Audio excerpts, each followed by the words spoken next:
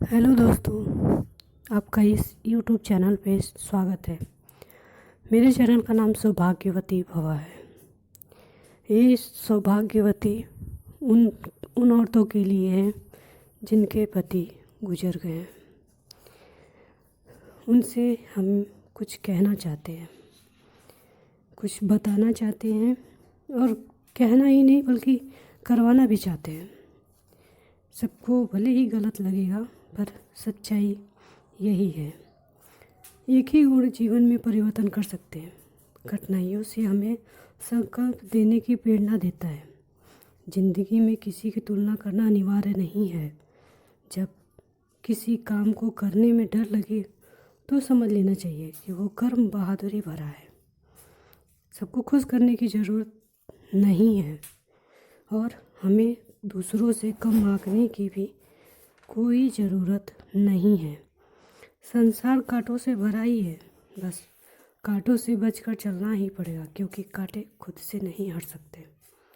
किसी के भरोसे नहीं रहना चाहिए। हमें उम्मीद भी नहीं छोड़नी चाहिए, क्योंकि हम बहुत कुछ कर पाएंगे और कर सकती हैं। भगवान किसी को दुख नहीं देते हैं, बस कर्म के आधार पर दुख मिलता है। हमारे कहने का मतलब है कि आप सब अपने जीवन में शादी के समय जो चीज़ें मिलती हैं धारण करने के लिए, सिंदूर, बिंदी, बिछिया, मंगलसूत्र और आलता जैसी चीज़ें होती हैं, पर वही जब पति चला जाता है तो हमें हमारी चीज़ें छीन ली जाती हैं, क्योंकि ये शुरू से चली आ रही हैं। ये प्रथा, ये धर्म अधर्म जो भी हो, हम भी मानते हैं, आप भी मानते हैं, पर सोच ये नहीं है कि हम मानते हैं। हमारी सोच में बस सही वही है जो हमें खुशी प्रदान कर सके या खुश रहने की हिम्मत, लड़ने की हिम्मत दे सके।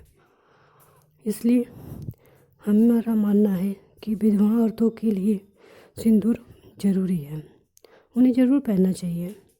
हम ये नहीं कह रहे हैं कि भगवान कृष्ण के नाम से, क्योंकि हमारे जो पहचान होगी समाज में लोग जानते हैं तो हमें हमारे पति के ही नाम से जानते हैं, न कि किसी भगवान के नाम से। कहा जाता है कि शादी 7 जन्मों का होता है और एक ही जन्म में जब इतनी सारी चीज़ें पड़ जाएं तो 7 जन्म कौन निभा पाएगा। इसलिए वो तो उनका काम था, आधा अधूरा करके चले गए, पर हमारा क्या है? हमारा भी तो कुछ कर्तव्य बनता है कि हम अपने पति को जिस भी दुनिया में हैं वहाँ से अगर वो हमें समझ रहे हों, देख रहे हों, क्योंकि आत्मा नहीं मरती है, आत्मा अजर अमर है। तो अगर वो देख रही है तो उनको देख के खुशी तो नहीं होगी कि नहीं हम इस परिस्थिति से जीते हैं। इसलिए आप सिंदूर, बिंदी, बिछिया जो भी है सारे श्रृंगार करिए, क्योंकि आत्मा कभी नहीं मरती है। और हम भी जानते हैं, समाज में लोग एक ही बात करते हैं कि सिंदूर पहनना वर्जित है विधवाओं के लिए। ठीक है, जो उन्होंने कहा हम भी मानते हैं।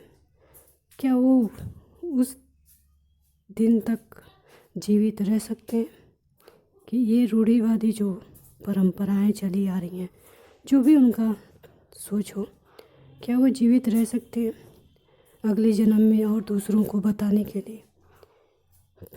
जो समाज के ठेकेदार हैं वो बस अपनी चीज़ें थोपते हैं हम विधवाओं के लिए, पर मेरा मानना है कि आप सारा श्रृंगार करिए, क्योंकि ये भी एक पति के प्रति ब्रह्मचर्य का ही सबसे बड़ा उद्देश्य होगा।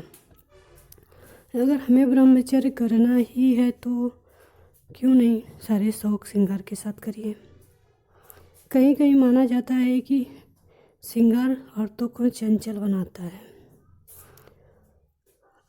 तो हम भी समझ सकते हैं चंचल बनाता है, पर जिसकी चंचलताएं छीन ली गई हों, जिससे उसे जीने का हक छीन लिया गया हो, क्या वो सही है?